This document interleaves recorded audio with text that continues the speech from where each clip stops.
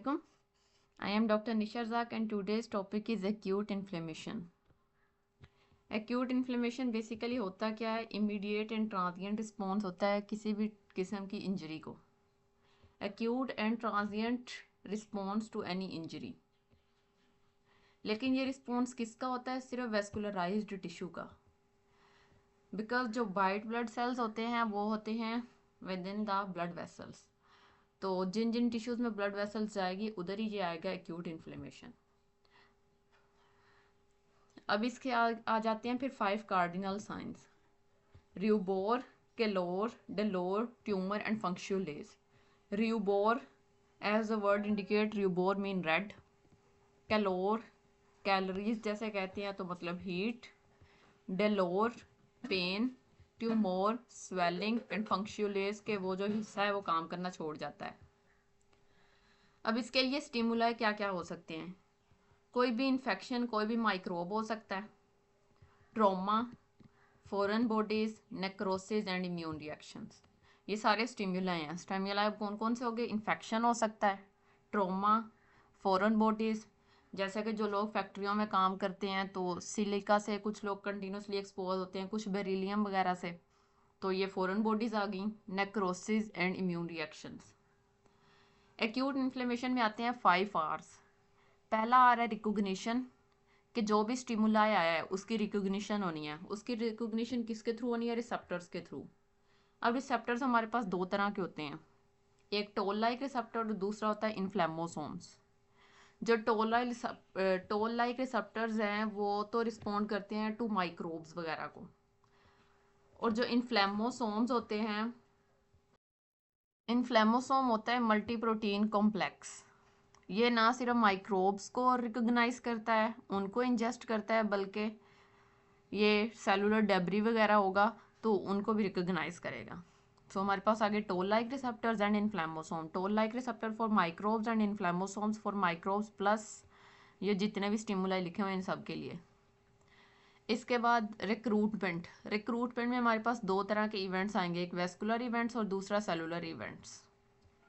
फिर रिमूवल, फिर regulation and repair. ये बिल्कुल ऐसे ही है जैसा कि एक चोर घर में आ गया है तो सबसे पहले उसकी रिकॉग्निशन होगी, घर का अलार्म बजेगा, फिर आप लोग उठोगे, रिक्रूटमेंट, पुलिस वगैरह को बुलाओगे. इसके बाद रिमूवल हो जाएगी, फिर जो उसने डैमेज वगैरह किया होगा रेगुलेशन एंड रिपेयर उसमें आ जाएगा. ये तकरीबन टोटल मिला के वेस्कुलर और सेलुलर इवेंट्स 11 बनते हैं. इनको ऐसे ही याद करना है. पहला है वेजो कंस्ट्रिक्शन. जो वेजो कंस्ट्रिक्शन होती है ये होती है ट्रांजिएंट, बिल्कुल थोड़ी देर के लिए, ताकि जो ब्लड की लीकिंग हो रही है उसको रोका जाए. तो जो ये वेजो कंस्ट्रिक्शन है वो करवाता है सेरोटोनिन. फिर आ जाएगी वेजोडाइलेशन. ये सस्टेन्ड वेजोडाइलेशन है. वेजोडाइलेशन क्यों होगी? ताकि जो सेल्स हैं वो ब्लड वेसल से बाहर आ सकें. इसके बाद होगा इंक्रीज हाइड्रोस्टेटिक प्रेशर. जो उधर वेजोडाइलेशन हुई, वेजोडाइलेशन की वजह से जो ब्लड फ्लो है वो उधर इंक्रीज कर जाना है, उसकी वजह से हो जाएगा इंक्रीज हाइड्रोस्टेटिक प्रेशर. इसके बाद आएगा इंक्रीज्ड परमिएबिलिटी. जो ब्लड वेसल की परमिएबिलिटी है वो इन्हांस हो जाएगी, और उसके बाद आ जाएगा स्टेसिस. इंक्रीज्ड हाइड्रोस्टेटिक प्रेशर और इंक्रीज्ड परमिएबिलिटी की वजह से जो इन्फ्लेमेशन में मटेरियल बाहर आता है उसको हम कहते हैं एक्सुडेट. एक्सुडेट में प्रोटीन्स भी होती हैं और सेल्स भी होते हैं. लेकिन जो ट्रांसुडेट होता है वो सिर्फ ब्लड कैपिलरी के डायनामिक्स चेंज हो जाए उस वजह से होता है. उसमें परमिएबिलिटी जो है वो इन्हांस इतनी ज़्यादा सेल्स के लिए और प्रोटीन्स के लिए नहीं करती. तो ये था ट्रांसुडेट और एक्सुडेट. इन्फ्लेमेशन में हमेशा हमारे पास क्या आता है? एक्सुडेट. इसके बाद आ जाते हैं सेलुलर इवेंट्स. इस पे पहला आ जाएगा मार्जिनेशन, फिर आएगा रोलिंग एंड एडहीशन. रोलिंग और एडहीशन में पूछते हैं कि क्या फ़र्क है मार्जिनेशन, रोलिंग और एडहीशन. मार्जिनेशन तो है ये जा रहे हैं, रोलिंग होती है इनस्टेबल एडहीशन, और एडहीशन जो है ये स्टेबल होती है. ये स्टेबल है, ये इनस्टेबल कनेक्शन है between cells and blood vessel. Rolling, adhesion. इसके बाद आ जाएगा डायापेडेसिस, कीमोटैक्सिस, एंड अपने जब टारगेट जगह पर पहुंच जाएगा तो फिर होगी फैगोसाइटोसिस. तो ये हमारे पास पहले हो रही है मार्जिनेशन के बाद ये इस स्टेप पे आके शुरू हो गई है रोलिंग. अब रोलिंग के लिए और एडिशन के लिए हमारे पास जो सेल्स हैं इन पर होते हैं इंटेग्रिन्स होते हैं, और जो ब्लड वेसल है उस पर होते हैं सिलेक्टिन्स। सिलेक्टिन 3 है, P selectin, E selectin and L selectin. L selectin जो है वो लिम्फोसाइट्स पर होते हैं, जो पी ई हैं वो वेसल पर होते हैं, वेसल वॉल पर होते हैं।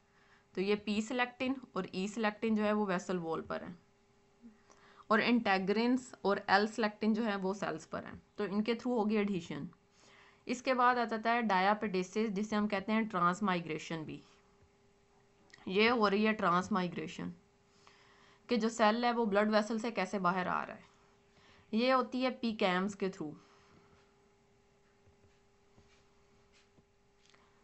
जो सेल्स हैं उन पर भी पीकैम होते हैं, और जो ब्लड वेसल है उस पर भी पीकैम CD31 ये जो है मार्कर्स होते हैं। इसके बाद आ जाएगा कीमोटैक्सिस। कीमोटैक्सिस अब कौन कौन कर रहे होते हैं? कीमोटैक्सिस एक तो है कि माइक्रोब्स ही हैं जो वो प्रोडक्ट रिलीज कर रहे होते हैं, वो कीमोटैक्सिस का काम कर रहे होते हैं। दूसरा ल्यूकोट्राइन B4, ल्यूकोट्राइन B4 आ जाएगा, और कुछ कंप्लीमेंट प्रोटीन्स के कंपोनेंट होते हैं वो कर रहे होते हैं कीमोटैक्सिस। इसके बाद आ जाएगा फैगोसाइटोसिस। ये अब मैक्रोफेज दिखाई हुई है और उसके अंदर माइक्रोब पड़ा हुआ है, ये आ गई फैगोसाइटोसिस। तो ये हमारे पास टोटल 11 इवेंट्स है वेस्कुलर इवेंट में। पहले ट्रांजिएंट वेजोकंस्ट्रिक्शन, फिर वेजोडाइलेशन जो सस्टेन्ड होगी, increased hydrostatic pressure, increased permeability and stresses. Cellular events में क्या आ जाएगा? Margination, rolling, adhesion, diapedesis, chemotaxis and phagocytosis. अब आ जाती हैं एक्यूट इन्फ्लेमेशन की टाइप्स, मॉर्फोलॉजिकल टाइप्स जो हमें नज़र आती हैं। वो कैसी हो सकती हैं? एक तो हो सकती है सीरियस इन्फ्लेमेशन, जैसा कि अगर हाथ वगैरह जल जाए तो बॉइल्स बन जाते हैं, तो वो सीरियस इन्फ्लेमेशन। एक होती है फाइब्रिनस इन्फ्लेमेशन। तीसरी हमारे पास होती है अल्सरस इन्फ्लेमेशन, और चौथी हमारे पास होती है पुरुलेंट, जिसमें पस वगैरह भरी हुई होती है। सबसे पहले देखिए सीरियस इन्फ्लेमेशन। ये हमारे पास एपिडर्मस है। एपिडर्मस जो है ये डर्मस से अलग हो गया, और इधर इतने एरिया पर, ये इधर से लेकर इधर तक, इसके दरमियान जो है वो एक्सुडेट आ गया है। ये तो ये हमारे पास आ गई मॉर्फोलॉजिकल टाइप में सीरियस इन्फ्लेमेशन। अगला हमारे पास है फाइब्रिनस पेरिकार्डाइटिस। फाइब्रिनस जो होती है ये होती है मेनली ब्लड वेसल्स में, और हमारे पास इओसिनोफिलिक डिपॉजिट्स बन जाते हैं। ये माइक्रोस्कोपी में ये हमें पिंक पिंक मटेरियल नज़र आ रहा है। ये जितना भी है ये सारा है फाइब्रिनस टाइप वाली इन्फ्लेमेशन, ये सारा। अगली हमारे पास आ जाती है पुरुलेंट इन्फ्लेमेशन। पुरुलेंट में होता है कि पस नज़र आएगी, पस येलो येलो कलर की, ये हमें नज़र आ रही है, ये होगी पस। अब जब उसकी माइक्रोस्कोपी ली है तो एक्यूट इन्फ्लेमेशन में हमें क्या नज़र आएगा? न्यूट्रोफिल्स। ये न्यूट्रोफिल्स की बिल्डअप नज़र आ रहा है, और साथ हमें ये ब्लड नज़र आ रहा है। इसको कहते हैं वेस्कुलर कंजेशन। वेस्कुलर कंजेशन होगी और साथ हमें न्यूट्रोफिलिक इन्फिल्ट्रेट देखने को नज़र आ रहा है। ये हमारे पास आ गई अल्सर वाली इन्फ्लेमेशन। अल्सर होता क्या है कि sharp punched out margin in mucosa. ये देखिए शार्प पंच्ड आउट मार्जिन ये म्यूकोजा में है, डिफेक्ट आ गया है म्यूकोजा में, लेकिन इसके जो मार्जिन होते हैं वो शार्प होते हैं। ये हमें नज़र आ रहा है माइक्रोस्कोपी में, ये हमें नज़र आ रही है जी अल्सर बना हुआ है, म्यूकोजा में डिफेक्ट आ गया है। तो ये आ गया अल्सरस इन्फ्लेमेशन। अब जो एक्यूट इन्फ्लेमेशन है उसके आउटकम्स क्या हो सकते हैं? या तो वो रिजॉल्व कर सकती है, रेजोल्यूशन एंड हीलिंग आ जाएगा, या परसिस्टेंट एक्यूट बन सकती है। परसिस्टेंट एक्यूट के लिए हमें चाहिए होता है इंटरल्यूकिन 8।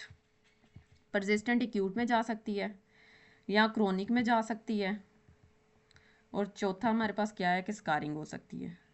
तो हमारे पास क्या क्या आ गए? या तो रेजोल्यूशन हो जाएगी, बिल्कुल जो जगह है ठीक हो गई है, या परसिस्टेंट एक्यूट बन जाएगी, या क्रोनिक में ट्रांसफॉर्म हो जाएगी, या उधर स्कार बन जाएगा। जो रेजोल्यूशन है इसमें एपिथेलियल रीजनरेशन आती है, और जो स्कारिंग होती है इसमें हमारे पास फाइब्रोसिस आती है। इसमें फाइब्रोब्लास्ट ग्रोथ फैक्टर जो हैं जो मटेरियल लॉस्ट हो गया है उसकी फिलिंग करते हैं। ये स्कारिंग होती है कि जब जो कट वगैरह लगा है या ट्रॉमा इंजरी वगैरह हुई है वो डीप हो। तो ये था हमारे पास एक्यूट इन्फ्लेमेशन, उसके इवेंट्स और उसकी मॉर्फोलॉजिकल टाइप्स। अगर लेक्चर पसंद आया हो तो इसको लाइक और सब्सक्राइब करें। अल्लाह हाफिज़।